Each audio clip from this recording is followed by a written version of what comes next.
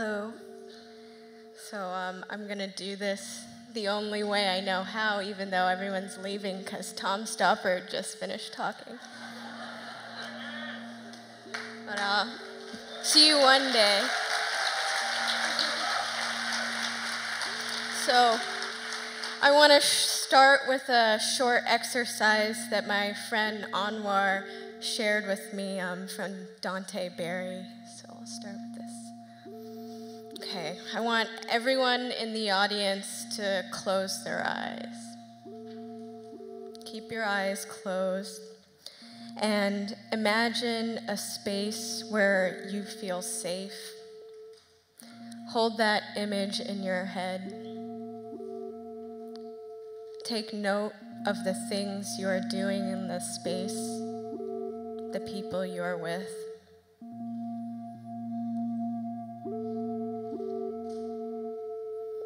Okay, you can open your eyes. Raise your hand if there were police in the place that you went to in your mind. Really? I thought police are here to keep us safe. No one? Okay, wow, this is such a surprising result. Okay.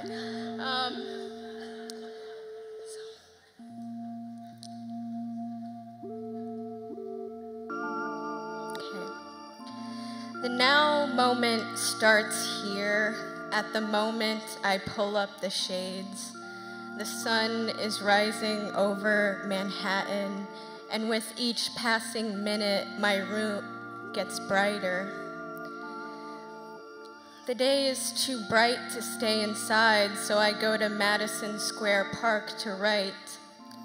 This is the only way I know how to begin. In the moment of writing, pale pink petals falling from the trees and getting caught in the tangle of my hair. This morning, when I opened my eyes, I was dreaming of the ocean. Some friends and I were trying to find water, but it wasn't hard because the oceans were growing. I remember thinking, the ocean is so much closer than I thought, but I knew it was because the water levels were rising and soon we would all be underwater. I could not ignore it, though everyone around me seemed not to notice that the shoreline had moved.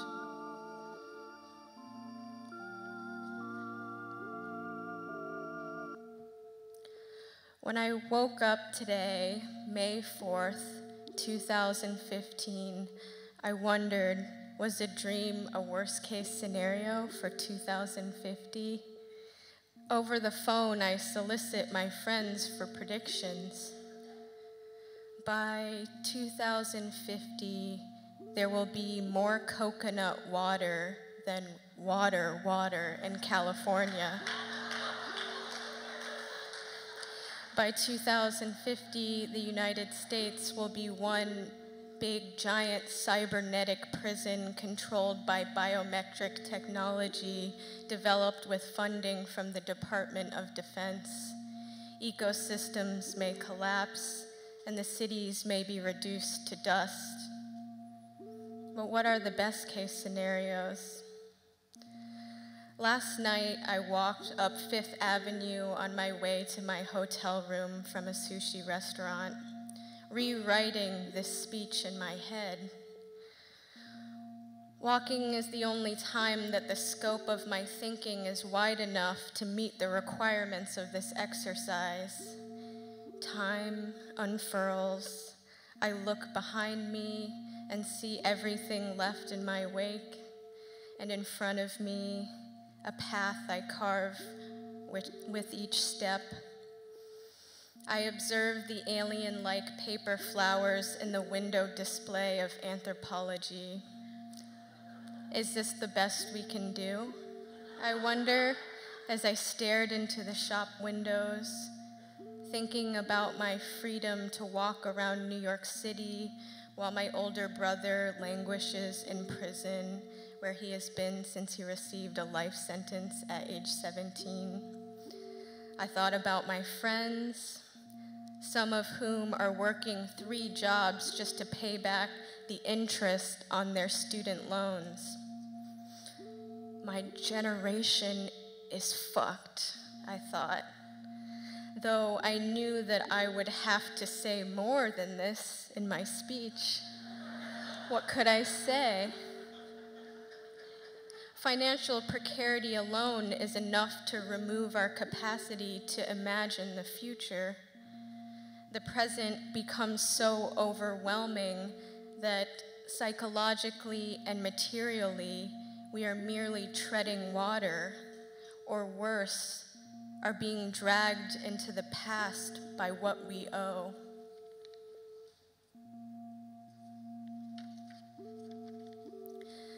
There is more to be said. For this panel, Penn has called upon the world's most creative minds to be prophets for a night. Yet I can't seem to get over the feeling that I don't belong here, that I have not earned my spot on this stage.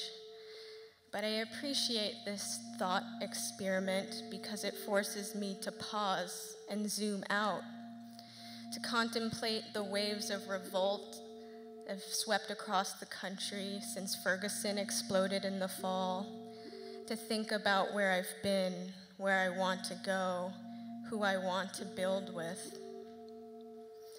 3 years ago, when I was writing my essay Against Innocence and reflecting on the significance of Occupy Wall Street, the execution of Troy Davis, the murder of Trayvon Martin and Oscar Grant, and the 2011 London riots, I was trying to understand how the structure of grievances shape and limit the forms of revolt that are imaginatively possible. So much has changed in the last several years. Now, mainstream media outlets such as CNN and Time are publishing articles that reframe the discourse around anti-police riots to highlight the violence of the state, white supremacy, and capitalism rather than the destruction of private property. At the time I was writing that article, a police and prison abolitionist position was not intelligible, though these new abolitionist movements have been around for decades. The recent struggles against police violence, anti-Black racism, poverty, and incarceration has shifted the discourse so much that even Hillary Clinton has been forced to acknowledge racialized mass incarceration. This is a strange admission considering it was her husband who passed tough on crime legislation such as the Violent Crime Control and Law Enforcement Act and the Prison Litigation Reform Act, which put more cops on the streets, gutted social and educational programs inside prisons, imposed harsher sentences, and systematically dismantled prisoner rights by giving correctional administrators the power to oversee prisoner complaints. Politicians are opportunistically seizing this moment by co-opting the issues that have been forced into the public consciousness by the people who have contributed their labor and marched in the streets. People like the queer Black women Alicia Garza, Patricia Cullors, and Opal Tometi, who together formed Black Lives Matter. Given how much change has taken place in the last year alone, it seems possible that by 2050, the institutions of prisons and the police will become obsolete. For the last couple weeks, I have been thinking about how to convey this message to you, but I knew on my walk last night that as a poet, it is not my job to win you over with convincing arguments, but to impart on you a vibrational experience that is capable of awakening your desire for a new world. Several weeks ago, I saw Black arts movement poet and activist Sonia Sanchez speak. I was moved by the way Sonia would pause whenever she experienced vertigo, and when it passed, would begin to spontaneously start singing as a way to find her rhythm again. In a haiku, Sonia writes, "Without your residential breath, I lose my timing.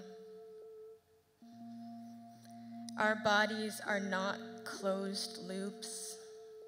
We hold each other and keep each other in time by marching, singing, embracing, breathing. We synchronize our tempos so we can find a rhythm through which the urge to live can be expressed collectively. And in this way, we set the world into motion. In this way, poets become the timekeepers of the revolution." Solidarity with Baltimore. Thank you. Good night.